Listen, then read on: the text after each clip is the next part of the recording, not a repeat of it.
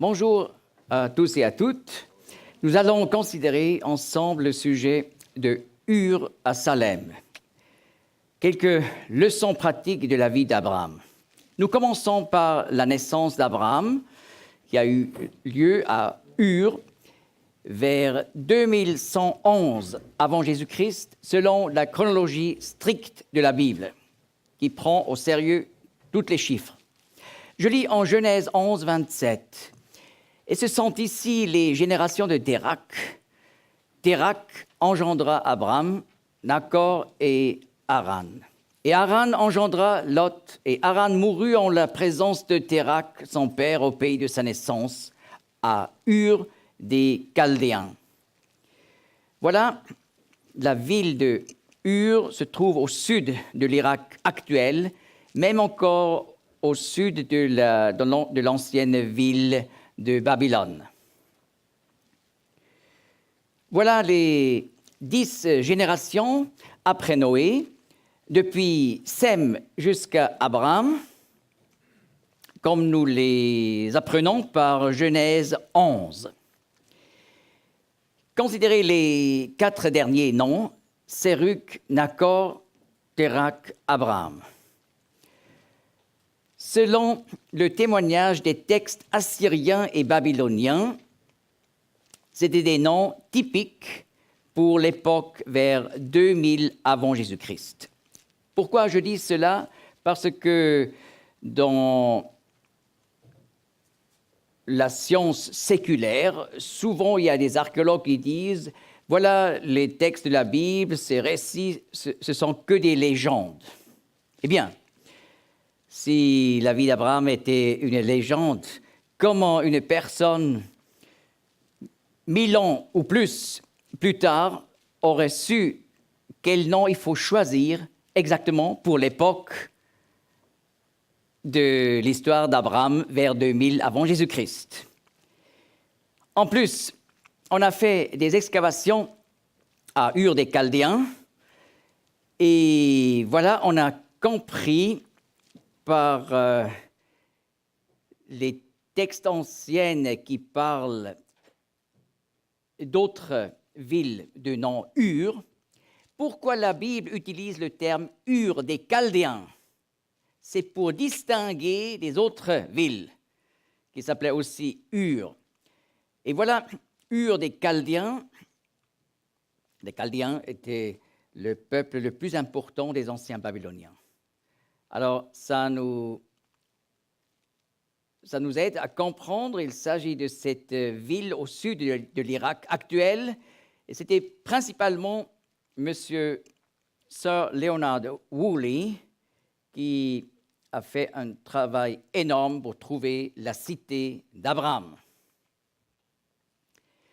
À l'époque d'Abraham, l'Euphrate coulait le long de la ville d'Ur, ce qui donnait à l'époque un accès à la mer, ce qui était idéal pour le commerce. Et effectivement, vers 2100 avant Jésus-Christ, Ur était la ville la plus riche de Mésopotamie. C'était une ville de commerçants et d'artisans qui avaient, comme nous savons, à travers les textes, trouvé à la ville un profond mépris pour les nomades qui vivaient dans le désert. Et voilà, cela est déjà intéressant quand on pense à la disposition d'Abraham à devenir finalement un nomade qui vivait dans des tentes.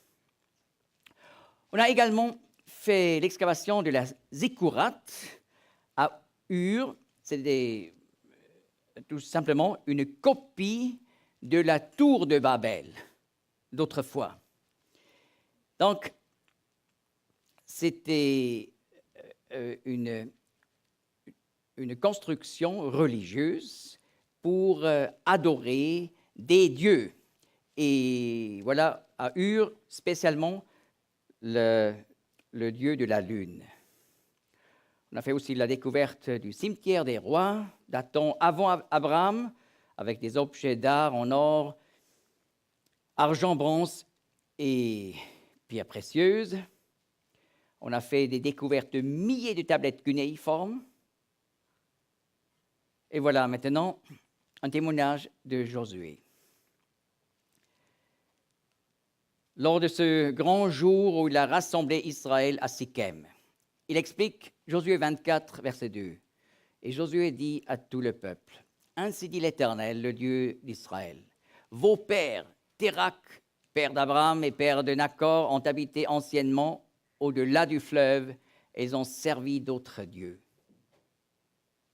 Et je prie votre père, voilà, Dieu parle, Abraham, d'au-delà du fleuve, et je le fis aller par tout le pays de Canaan, et je multipliai sa semence. » Ainsi, nous apprenons que Térakh et Abraham étaient autrefois des idolâtres.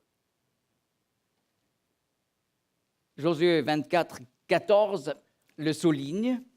Et maintenant, craignez l'Éternel et servez-le en l'intégrité et en vérité. Et ôtez les dieux que vos pères ont servis de l'autre côté du fleuve, donc à Ur des Chaldéens, et en Égypte, et servez l'Éternel. Et s'il est mauvais à vos yeux de servir l'Éternel, choisissez aujourd'hui qui vous voulez servir, soit les dieux que vos pères, qui étaient de l'autre côté du fleuve, c'est-à-dire de l'Euphrate, ont servi, soit les dieux de l'Amorien, dans le pays duquel vous habitez.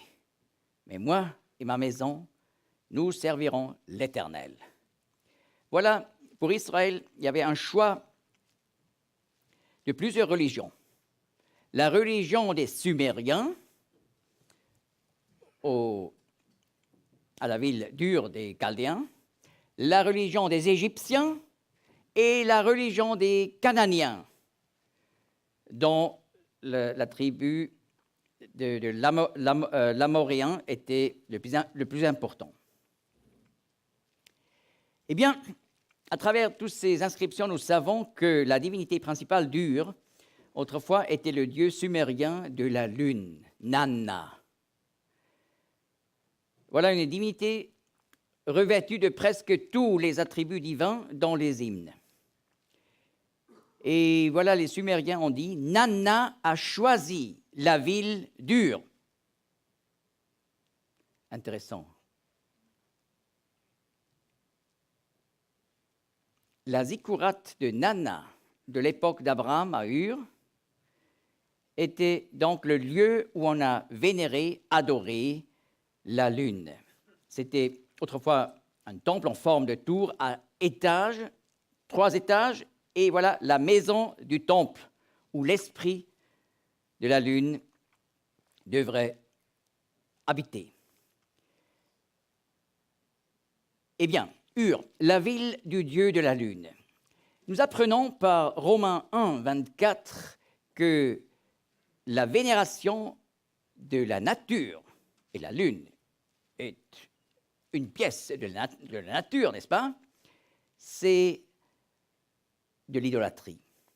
C'est pourquoi aussi Dieu les a livrés, dit l'apôtre Paul en parlant des peuples, des nations du monde.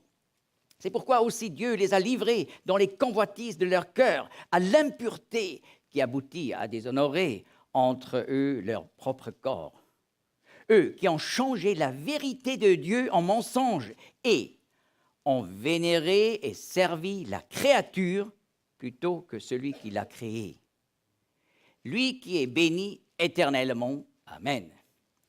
Alors, nous apprenons la vénération de la création au lieu du Créateur, c'est de l'idolâtrie. Une application pratique d'aujourd'hui.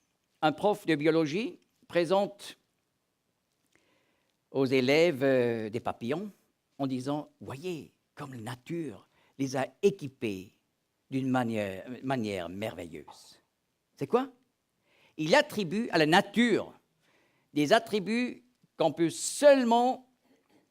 desquels on peut seulement parler en rapport avec le Créateur, Dieu d'éternité. Eh bien, c'est l'idolâtrie moderne, la doctrine d'évolution. Genèse 11, 29. Nous lisons en plus, et Abraham et Nachor prirent des femmes. Le nom de la femme d'Abraham était Saraï. Et le nom de la femme de Nachor, Milka, fille de Haran, père de Milka et père de Gisca. Et Saraï était stérile. Elle n'avait pas d'enfant. Moïse nous donne cette note. Et c'est intéressant parce que nous savons que les Sumériens enseignaient que Nana multiplie les hommes et les animaux. Donc, il n'avait pas grand succès en rapport avec Abraham et Saraï. Vous voyez, autrefois, il s'appelait Abraham, ce qui veut dire père élevé. Mais j'ai une question. Qu'est-ce que c'est un père élevé sans enfant? Plus tard, nous savons que le seul vrai Dieu lui donnera le nom d'Abraham. Abraham, en hébreu, ça veut dire père d'une multitude. Et effectivement, finalement, Abraham deviendra le père d'Isaac et avec ça, père d'Israël, de la nation d'Israël. N'est-ce pas? Au moins depuis les Américains sont allés sur la Lune en 1969, vous vous rappelez? Nous savons, bien sûr, c'est clair que la Lune n'a pas la capacité de donner des enfants. C'est une pierre morte et pas très jolie de visage, comme vous voyez, avec tous ces trous. Voilà le Dieu mort de la Lune. Mais vous vous imaginez le moment où le seul vrai Dieu est apparu à Abraham, la première fois. Nous lisons en Genèse 12, verset 1er, « Et l'Éternel avait dit à Abraham, « Va-t'en de ton pays et de ta parenté et de la maison de ton père, dans le pays que je te montrerai. Et je te ferai devenir une grande nation, et je te bénirai. Et je rendrai ton nom grand, et tu seras une bénédiction, et je bénirai ceux qui te béniront, et je maudirai ceux qui te maudiront. Et en toi seront bénies toutes les familles de la terre. » Voilà l'appel d'Abraham. Mais peut-être nous avons un problème lorsqu'on lit à la fin le texte de Genèse 11, ensuite ici 12, versets 1 à 3. On peut avoir l'idée que le père d'Israël, Abraham, est d'abord sorti d'Ur pour aller à Haran, et là, Dieu l'a appelé. Mais la chronologie correcte, nous apprenons par Étienne, qui a expliqué Genèse 12 en acte 7, lorsqu'il était là sur l'esplanade du temple à Jérusalem, dans le portique royal devant le Sanhédrin. Le souverain sacrificateur lui donne la parole. Le souverain sacrificateur dit alors, « En est-il vraiment ainsi ?» Étienne dit, « Frères et pères, écoutez, le Dieu de gloire apparut à notre père Abraham quand il était en Mésopotamie, avant d'habiter à Charan. Et lui dit, « Sors de ton pays et de ta parenté et viens dans le pays que je te montrerai. » Intéressant, c'est absolument clair que l'appel de Genèse 12, verset 1er, a eu lieu à Ur des Chaldéens. Et en plus, on apprend encore d'autres détails. Je lis au verset 4. « Il sortit alors du pays des Chaldéens. Il habita à Charan. De là, après la mort de son père, Dieu le fit passer dans ce pays où vous habitez maintenant. Il ne lui donna pas d'héritage dans ce pays, pas même où poser le pied, mais il lui promit de lui donner en possession à sa descendance après lui, alors qu'il n'avait pas d'enfant. » On apprend par Étienne qu'il n'y avait pas seulement une audition, c'est-à-dire Abraham a entendu la voix de Dieu, mais c'était également une vision. car il explique, frères et pères, écoutez, le Dieu de gloire apparut à notre père Abraham. Il a vu la gloire de Dieu. Mais qu'est-ce que ça veut dire? Le Dieu de gloire apparaît. Eh bien, dans le même livre des Actes, nous apprenons à travers l'histoire de la conversion de Paul, lui qui donne son témoignage en Acte 26, 13, en parlant ce qu'il a vu juste avant d'entrer à Damas, une lumière plus éclatante que la splendeur du soleil, qui resplendit du ciel autour de moi et de ceux qui faisaient route avec moi. Voilà, le Dieu de la gloire est apparu aussi à Paul lors de sa conversion. Et cette lumière était plus éclatante que la splendeur du soleil, et c'était midi, c'est-à-dire midi. Le soleil de Damas à midi, mais une lumière plus splendide. Eh bien, quand on compare ça avec la faible lumière de la pleine lune, les Sumériens désignaient Nanna comme la gloire du ciel. Mais c'est rien du tout. Voilà, le seul vrai Dieu est apparu à Abraham et il l'a appelé à sortir. C'est pour ça qu'il faut traduire Genèse 12, verset 1er, par un plus que parfait. Et l'Éternel avait dit à Abraham. N'est-ce pas? Ce n'est pas ainsi dans toutes les versions, mais il faut dire l'expression hébraïque. Le système verbal en hébreu est totalement différent du système verbal en français. Et cette forme qui est utilisée, on peut normalement traduire par un passé. Et parfois, on est absolument forcé de traduire, non pas par un passé normal, mais le plus que parfait, comme ici. Et l'Éternel avait dit à Abraham, ça veut dire, Moïse revient au temps où Abraham était encore à Ur des Chaldéens.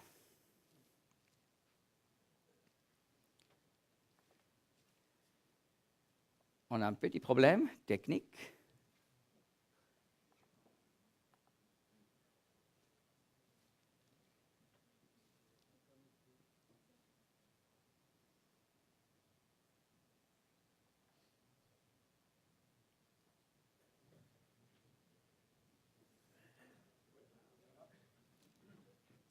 Et l'Éternel avait dit à Abraham, va-t'en de ton pays. Voilà, une petite leçon d'hébreu. En hébreu, on lit ici Lech lecha, ce qui littéralement veut dire va pour toi. Lech, ça veut dire va. Mais Lech lecha, va pour toi. Et ainsi, on veut exprimer va dans ton propre intérêt. C'est bien pour toi. C'est d'ailleurs, on parle toujours ainsi en Israël aujourd'hui. On dit Lech lecha pour insister. Et voilà, en fait, c'était très difficile pour Abraham. Nous avons compris qu'on avait un mépris pour les nomades, et voilà un appel de Dieu à Abraham pour devenir un nomade méprisé. Et voilà, il est prêt à partir, mais il faut savoir, par les excavations dures des Chaldéens, nous savons que la classe moyenne a vécu dans des maisons avec 10 chambres. Abraham n'était pas de la classe moyenne, il était un prince, il était de la classe supérieure, il était prêt à partir. Donc, au premier moment, il aurait pu penser, je vais perdre. Mais Dieu dit, Lech lecha, c'est bien pour toi. C'est jamais une perte d'obéir lorsque Dieu nous appelle. d'obéir aux commandements de Dieu. C'est toujours pour notre bien. C'est une leçon fondamentale à apprendre ici. Et je répète, Dieu dit dans cet appel, et l'Éternel avait dit à Abraham, va-t'en de ton pays et de ta parenté, de la maison de ton père, dans le pays que je te montrerai, et je te ferai devenir une grande nation. Donc Dieu ne dit pas, je te donnerai un enfant, parce que Nana n'était pas capable, mais il dit, je te ferai devenir une nation, mais pas simplement une nation, il dit une grande nation.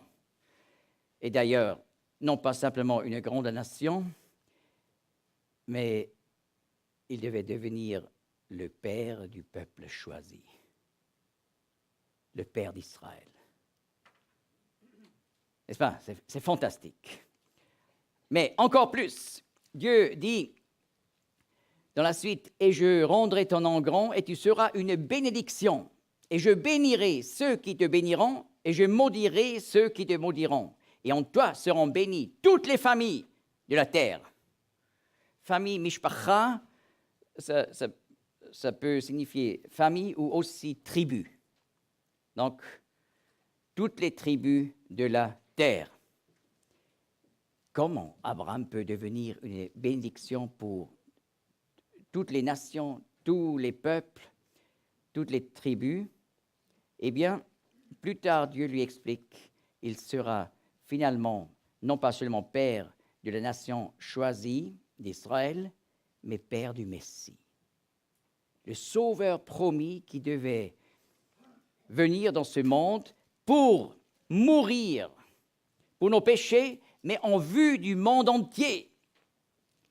Et voilà, en fait, nous avons ici déjà l'évangile du Nouveau Testament dans l'Ancien Testament.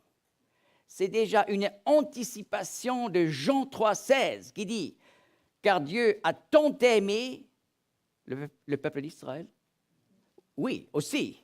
Mais le texte va plus loin. « Car Dieu a tant aimé le monde qu'il a donné son Fils unique, afin que quiconque croit en lui ne périsse point, mais qu'il ait la vie éternelle. » Et Abraham avait compris. En Jean 8, 56, le Seigneur nous explique, « Abraham, votre père, a tressailli de joie de ce qu'il verrait mon jour. » Et il l'a vu et s'est réjoui. Mon jour, qu'est-ce que c'est? Eh bien, les rabbins parlaient de Yemei Mashiach, les jours du Messie, c'est l'époque où le Messie va venir en gloire pour régner. Alors, le Seigneur dit, Abraham a déjà vu le jour du Messie. Il a vu ma gloire messianique et il s'est réjoui. Donc, il a compris le message messianique que Dieu avait déjà donné au Père d'Israël. Mais encore plus de détails. Hébreux 11, verset 8.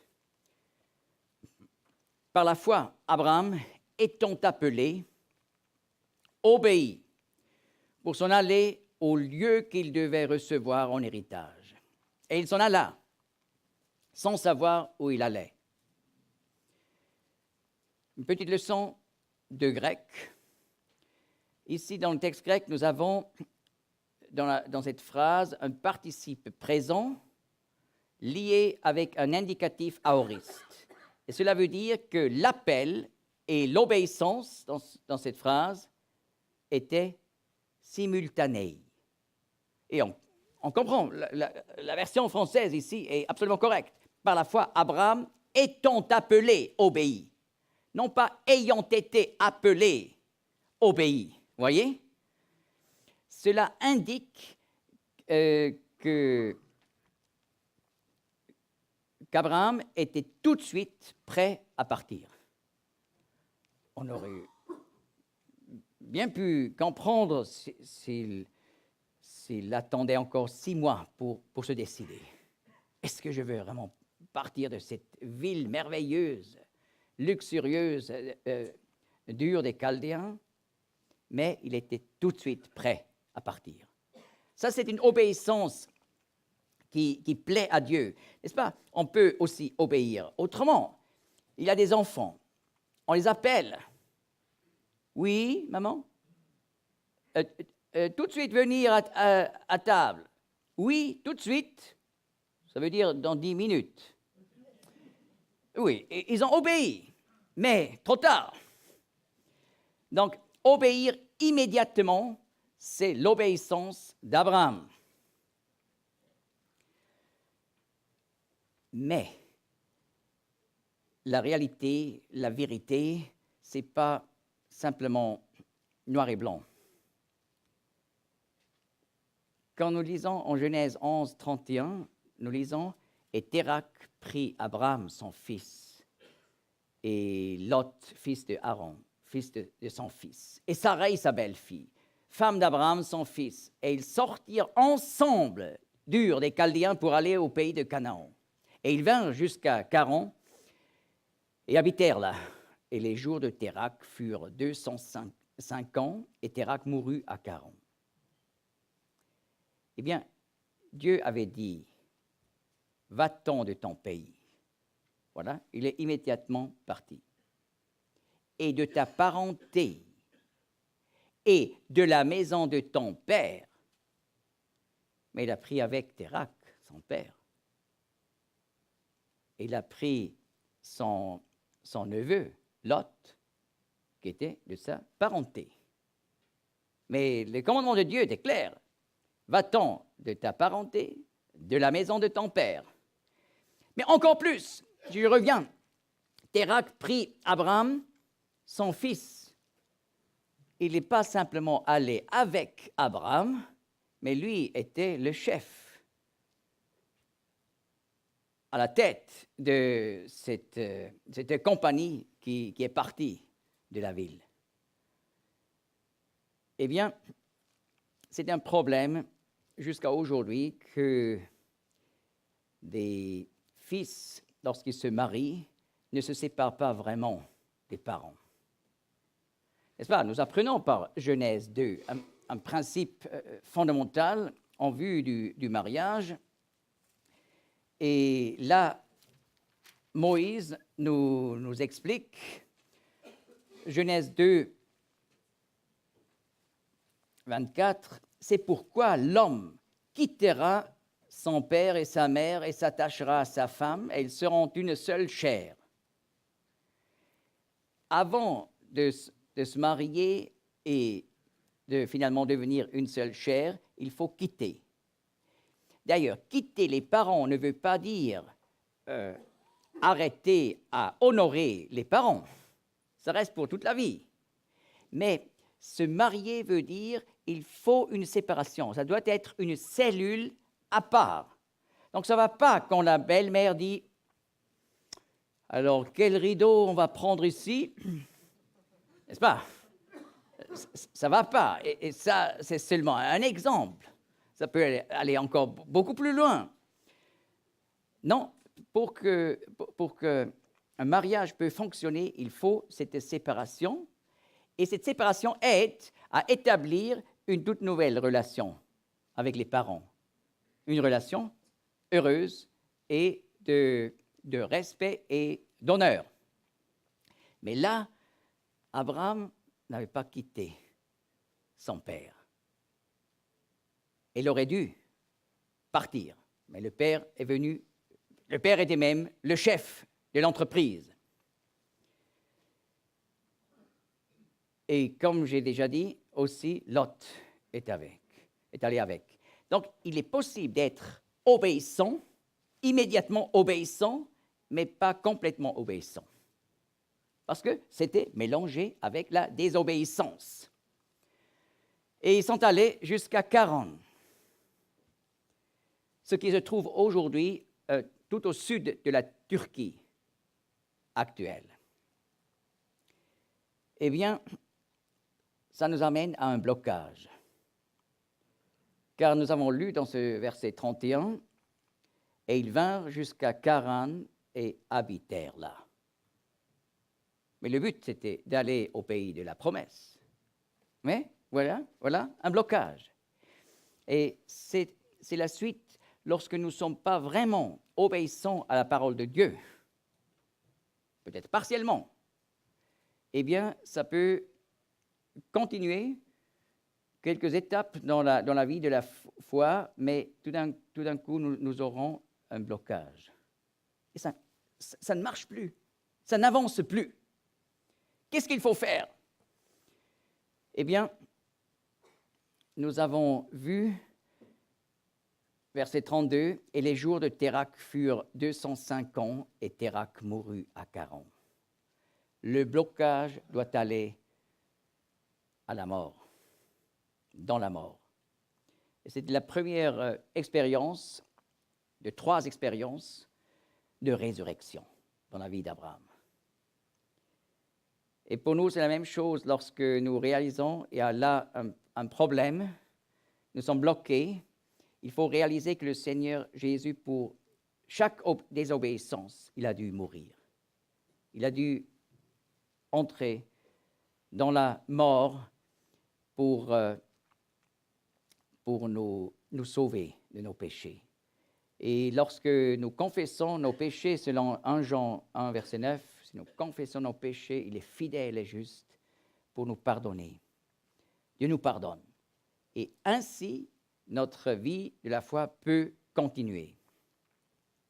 D'ailleurs, juste en parenthèse, le séjour à Karan, au sud de la Turquie, était intéressant parce que là, on vénérait aussi le dieu de la lune, Nanna.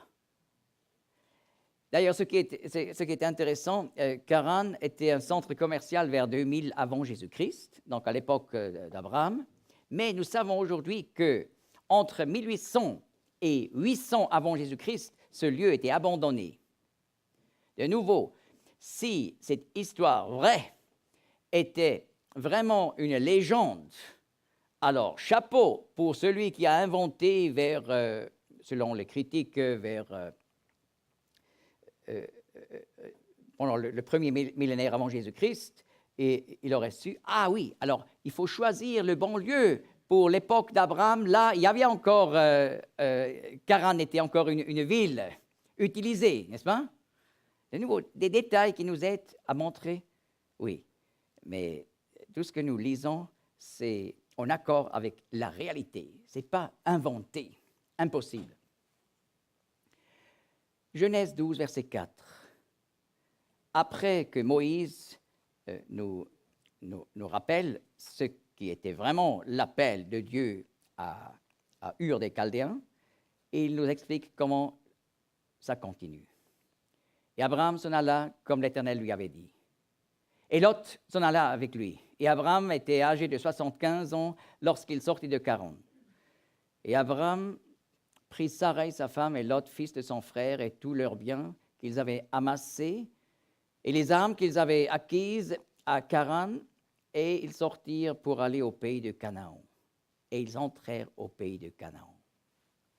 Voyez, Térak, mort. Et maintenant, le but est atteint. Ils entrèrent au pays de Canaan.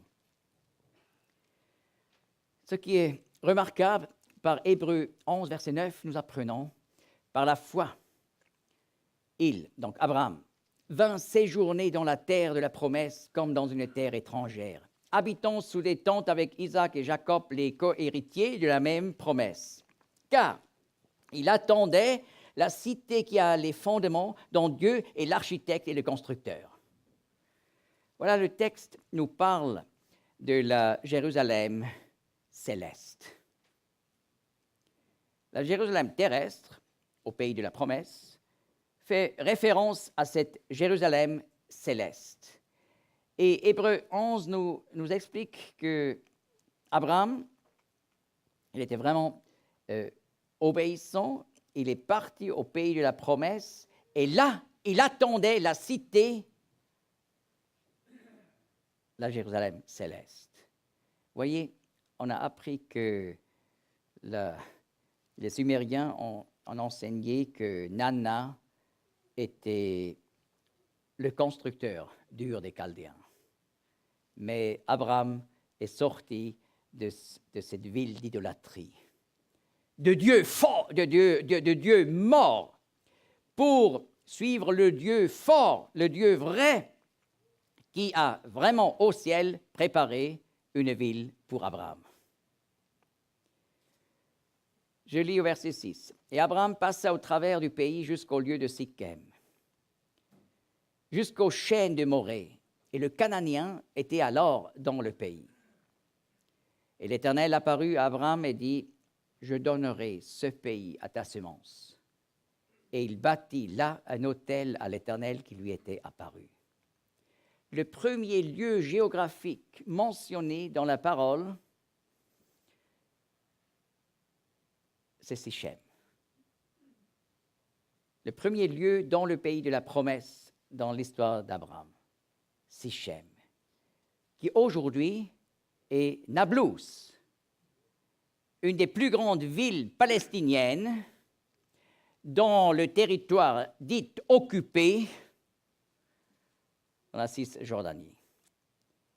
Et voilà, Abraham va vers ce lieu, et vous voyez là exactement le lieu d'excavation à Sichem, où on a trouvé le lieu où Abraham avait bâti son autel. Là, entre les maisons palestiniennes. Et là, la parole nous dit, Dieu apparut, l'Éternel apparut à Abraham. De nouveau, il a vu la gloire de l'Éternel. On ne lit pas dans la parole que Dieu est apparu à Charan, n'est-ce pas? Il séjournait simplement à Charan. Mais lorsqu'il a continué, il pouvait de nouveau voir la gloire de Dieu. Et dans la parole, non pas seulement les détails qui sont mentionnés sont importantes, mais aussi les détails qui ne sont pas mentionnés. Donc le silence de Charan est important, en contraste avec ce que nous apprenons ici, l'Éternel apparut à Abraham. Et là, il donne une promesse. Je donnerai ce pays à ta semence. Pourquoi exactement dans ce lieu? Si Abraham était allé là vers le lieu qui aujourd'hui est Haïfa ou Tel Aviv, l'ONU aurait moins de difficultés, n'est-ce pas, avec la Bible. Mais la Bible, il y a 4000 ans, nous précise, il est allé vers Sichem, et là, Dieu est apparu, et il donne la promesse, je te donnerai ce pays à ta semence, donc à Israël. Donc, la communauté mondiale dit, Israël devrait sortir du territoire occupé, de la Cisjordanie, et on devrait finir toutes les colonies dans le district de Sichem.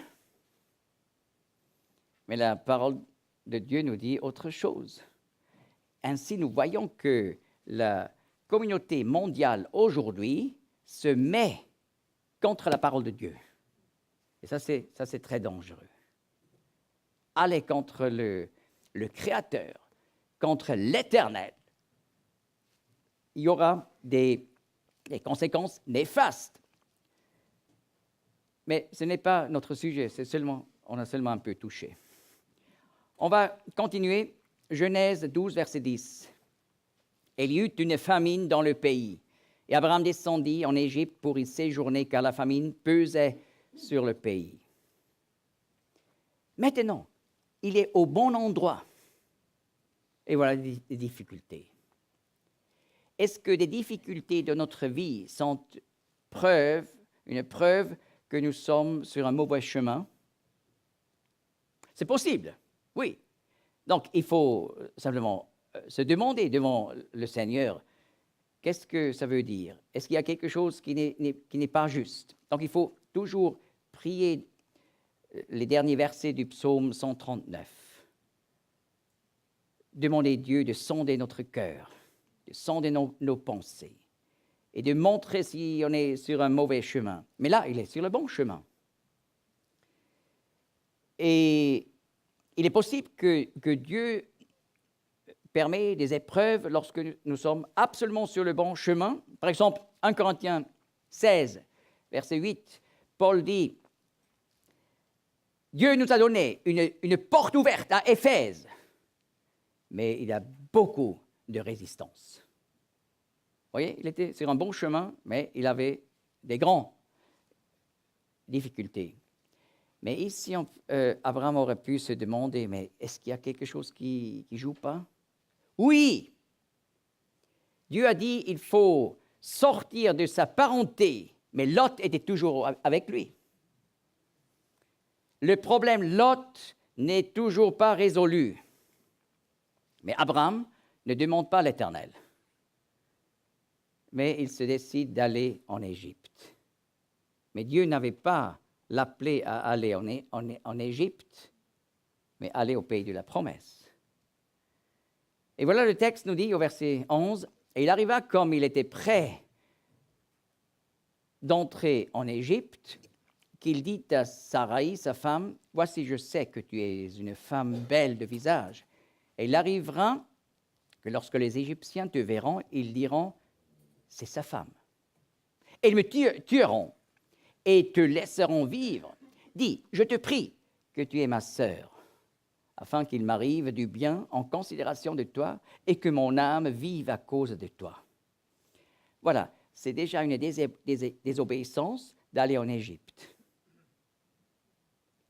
De partir du lieu où Dieu voulait qu'Abraham passe sa vie, mais il va en Égypte. Et le texte dit, comme nous venons de le lire, qu'il est descendu en Égypte. Oui, c'est la géographie, mais c'est aussi spirituellement parler la vérité. C'était une descente. Et voilà, la désobéissance l'amène vers un prochain péché. Et il encourage sa femme de mentir. Oui, mentir, c'était vrai. Parce que par un autre passage, nous apprenons que Sarai était sa demi-sœur. Oui. À l'époque, c'était encore possible. Depuis la sortie de l'Égypte, ces relations de mariage étaient complètement défendues par l'Éternel en Lévitique 18. Mais à l'époque, c'était encore possible. Mais pourquoi Abraham dit, je te prie que tu es ma sœur, afin que les Égyptiens pensent, donc, non pas sa femme. Donc, on peut mentir avec la vérité, en disant la vérité. Mais bien sûr, il faut distinguer. Il ne faut pas dire toute chose à tout le monde. Oui? Autrefois, lorsqu'on apportait des Bibles en Union soviétique, il ne fallait pas dire à la douane, d'ailleurs, nous avons une centaine de Bibles avec nous. Mais s'il avait posé la question, est-ce que vous avez des Bibles? On n'aurait pas dû dire non. On aurait pu dire, regardez. Oui, et puis s'il ne le trouve pas dans les pneus, tant pis. Donc, vous voyez, c'est autre chose. Il ne faut pas tout dire. Mais là, Abraham dit à sa femme, dis quelque chose avec le but de les tromper. Dis la vérité avec le but de tromper. Ça, c'est autre chose. Et là, il faut être correct selon la parole de Dieu. Un péché donne le prochain. Et voilà, nous avons le texte au verset 14 qui dit, « Il arriva lorsque Abraham entra en Égypte, les Égyptiens virent sa femme, qu'elle était très belle. » Il avait d'ailleurs 65 ans à l'époque. C'est quand même impressionnant, n'est-ce pas? Et les princes du Pharaon la virent, et la louèrent devant le Pharaon, et la femme fut amenée dans la maison du Pharaon. Elle traita bien Abraham à cause d'elle. Elle eut du menu bétail et du gros bétail, et des ânes, et des serviteurs, et des servantes, et des ânesses, et des chameaux. C'est une histoire triste. Si nous nous rappelons bien, Abraham avait dit, « Je sais que tu es une femme là, au verset 11, « Voici, je sais que tu es une femme belle de visage. » Mais les princes en Égypte disent qu'elle était très belle. Ça, c'est dommage. Si les maris ne disent pas très belle, et d'autres personnes vont le dire. Alors, c'est la tâche du mari de répéter cela. Et pas seulement pendant une période après le mariage. Ça continue parce que les femmes oublient facilement. Mais c'est triste. Abraham, il dit simplement, je sais que tu es belle, mais les autres réalisent ce qu'elle était vraiment. Et j'ai déjà dit, à 65 ans encore, et 1 Pierre 3, en parlant des femmes et de l'or et des belles habits, le texte parle du fait que ce qui devrait caractériser une femme qui craignent l'Éternel, c'est cette beauté qui vient de l'intérieur, l'homme intérieur. Et dans ce contexte, Pierre parle de Sarah. Et voilà, pour dire, cette beauté qui venait de l'intérieur, c'était la beauté de Sarai, qui était une beauté objective, mais venant de l'intérieur. Et dans la littérature des rabbins, on loue la beauté absolument exceptionnelle de Sarai. Mais Sarai nous est présentée dans le Nouveau Testament pour les femmes. Oui, l'aspect de la beauté est un aspect important, mais ça doit être cette beauté qui vient de l'intérieur par la crainte de l'Éternel. Et ça donne donc une lumière dans les visages qui est différente. Je connais un ancien musicien de rock. La première fois, lorsqu'elle a été invitée dans une assemblée pour visiter, mais il était vraiment presque choqué de voir ses visages. Il a dit, ça, dans mon monde, c'était vraiment quelqu'un qui est devenu connu dans son domaine, mais il a dit, j'ai jamais vu des visages qui brillent de cette façon chez les gens avec lesquels j'étais toujours. Donc il était impressionné, et c'était important là sur son chemin où il a finalement trouvé le Seigneur. Eh bien, on apprend bien des choses par la vie d'Abraham, et nous allons continuer avec la deuxième section de cette histoire, de cette série de leçons que nous apprenons de la vie d'Abraham.